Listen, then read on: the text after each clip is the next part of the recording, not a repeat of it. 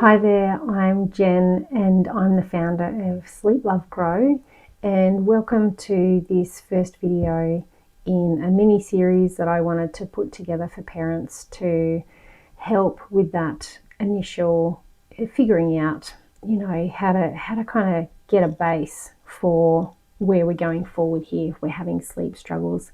I hope you caught the 5-minute settling reset video. That would be a precursor to this one. So if you haven't seen that, go back and watch that and then come back here. So this video is about talking to mamas about why babies fight sleep. So I just want to put right here at the very beginning that you're not doing anything wrong. Some babies will fight sleep more than others, and some of it is about their temperament. Some babies are more easily stimulated, they're a lot busier, they're trickier to calm down, and they're trickier to transition because they don't cope well with something that's changing. So think about your baby's personality and what they might be feeding back to you in terms of what they need with sleep. It's a pretty big one, and I would say that in the sleep space, it's really often overlooked. So I want you to think about that. I've got 6 kids, all with slightly different temperaments and personalities.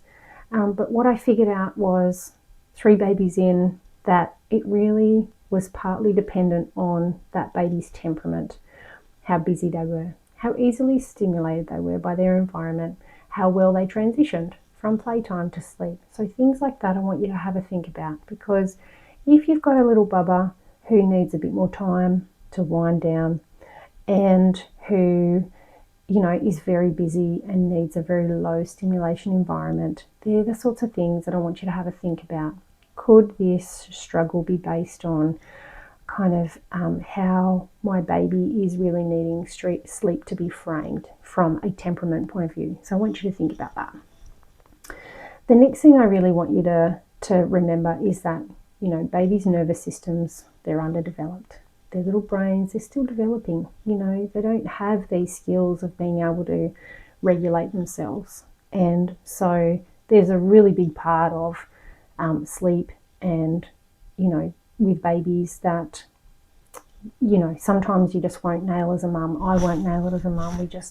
Sometimes you just can't pick it. The baby fights sleep just because. So temperament, because it's normal, partly because of their nervous systems. And the next thing is that, if we're thinking about their nervous system from the point of view of what a baby needs, we need to consider co-regulation and what we're bringing to the space. And if you've had a quick look at my 5-minute settling reset, then you would have a bit of an idea about what I'm talking about here, or you might already have an idea, and that's great. So it's thinking about, what as a mum am I bringing to that space? Am I bringing a calm, consistent, connected mum to the space? Some days you won't. That's okay, mama.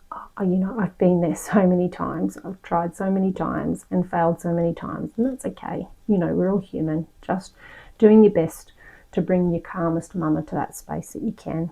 Really doing some co-regulation work. The next reason that a baby would fight sleep, and I would say in my experience, this is probably a pretty common one if it's consistently fighting sleep, it would be sleep pressure and how tired your baby is.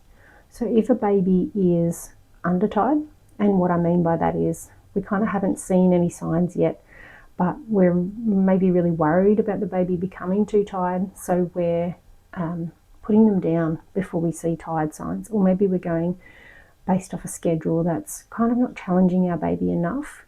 That would be a reason why your baby might fight sleep. And it would be the same, for an adult, for us. If someone said to me, go to bed at 6 o'clock, it's not like I would put up a fight. I'd love to go to bed at 6 o'clock.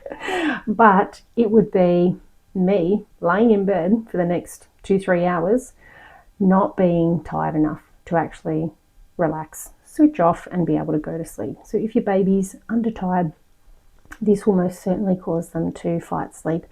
And it can look sometimes similar to a baby that's actually overtired, that's been pushed too far, that's been challenged that little bit too much, And it's okay if this is what sometimes happens with your baby, because as mums we miss cues, or we're busy, we're helping the toddler tie their shoes and they have a meltdown and we've got to deal with that, and now we've got an overtired baby. It happens. So I don't want you to be sitting there going, oh, I should kind of nail this better. It's okay. Life keeps lifing, right?